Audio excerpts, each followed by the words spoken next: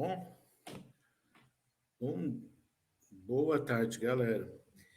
Nesse vídeo eu vou falar sobre algumas coisas que é bastante pertinente quando pensamos numa produção textual, que é a pontuação, a concordância verbal e nominal. Inclusive, eu elaborei até umas pesquisas com o auxílio da inteligência artificial, no REG, para pontuar a concordância verbal e nominal e a pontuação. A pontuação é o uso de sinais gráficos para marcar as pausas, as entonações e as relações sintáticas entre as palavras e a oração. E as orações de um texto. Alguns dos principais sinais de pontuação são dois pontos, né? Ponto final. O que é o ponto final? Indica que terminou a frase. E o ponto de interrogação indica uma pergunta, um ponto de exclamação indica algo, exclamou algo sobre alguém. E a vírgula é uma pausa. E um ponto e vírgula é uma pausa menor. Dois pontos por exemplo, um exemplo mais interessante sobre essa questão do dois pontos aqui. Ó. Na própria frase, um dos principais sinais de pontuação são para dar uma lógica, uma pausa, colocou dois pontos, uma pausa maior, né? Dois pontos. O aspa, o que é aspa? Normalmente você coloca em evidência ou uma citação ou algo com as suas palavras que você queiram deixar em destaque. Travessão e parênteses também tem esses dois sinais. A concordância verbal agora já entrando na concordância verbal. É a relação estabelecida de forma harmônica entre o sujeito e o verbo. Isso quer dizer, quando o sujeito está no singular, o verbo também deve estar. Quando o sujeito estiver no plural, o verbo também deve estar. Por exemplo, eu adoro quando as flores desabrocham na primavera. É um dos termos.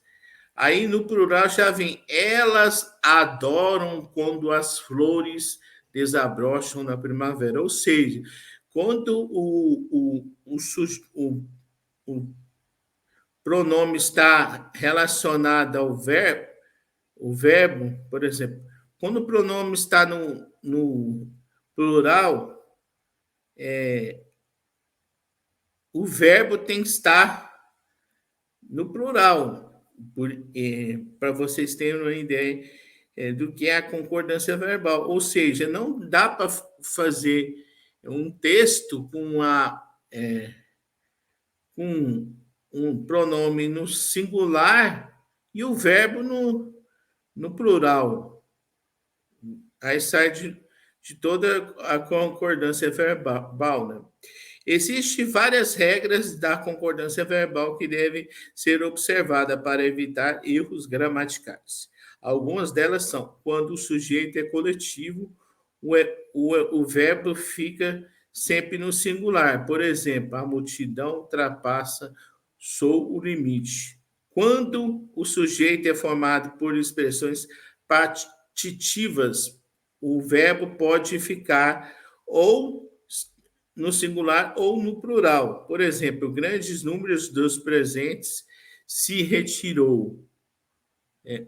Grande número dos presentes se retiraram. Ou seja, tem duas formas de se estabelecer a concordância verbal, tanto no primeiro exemplo, grande número dos presentes se retirou. Grande número dos presentes se retiraram. Em concordância verbal. Quando o sujeito o sujeito é formado por expressões como mais de, menos de, cerca de, o verbo concorda com o número. Por exemplo, mais de uma mulher quis trocar as mercadorias. Mais de duas pessoas chegaram antes do horário. Quando o sujeito é formado por nomes próprios, o verbo concorda com a presença ou não de artigos. Por exemplo, os Estados Unidos influenciam o mundo. Os Estados Unidos influenciam o mundo.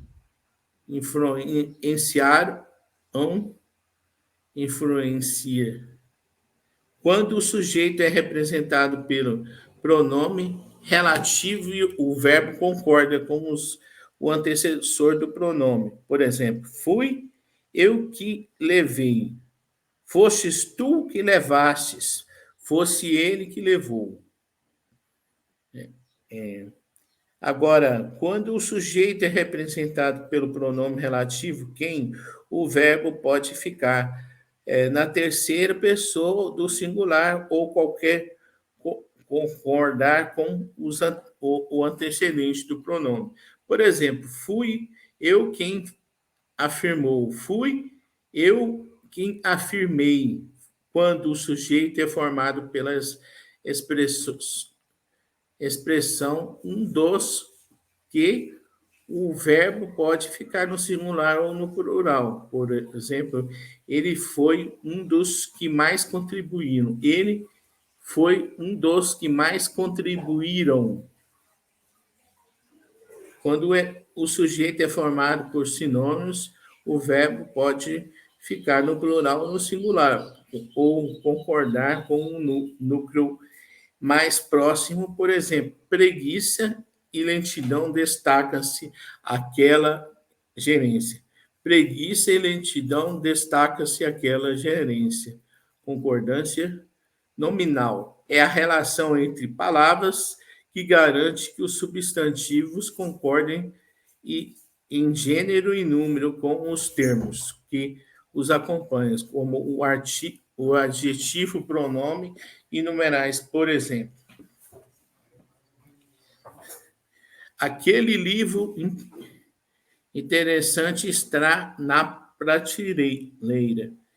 Substantivo masculino singular, adjetivo masculino singular. Aquelas revistas interessantes estão na estante. Substantivo feminino, substantivo, adjetivo feminino. O que é importante observar tanto na pontuação como na concordância verbal e nominal? Que para se construir um texto que tenha qualidade, que seja bem avaliado por um concurso público, é necessário que a pessoa que está produzindo o texto tenha em consonância que tipo de pontuação vai te usar, saber colocar as vírgulas, os pontos, tudo nos locais corretos para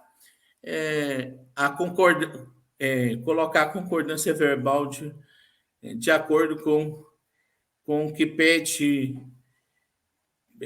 o texto e a concordância nominal. Por exemplo, não dá para você atribuir um nome no plural e esse o adjetivo e o pronome ser no singular. Ou seja, todas essas regras gramaticais vão auxiliar na produção de uma redação para concurso público. Redação essa que eu vou estar falando no próximo vídeo. E é isso aí. Hay que endureza, pero sin perder la ternura jamás. Hasta la victoria siempre. Hacer a revolución. Hacer a revolución. Que no nosso caso é uma revolução em prol da educação de qualidade que esse povo tanto precisa e merece para finalmente nos libertarmos do bolsonarismo, já que nos libertamos do Bolsonaro. É isso aí, tamo junto.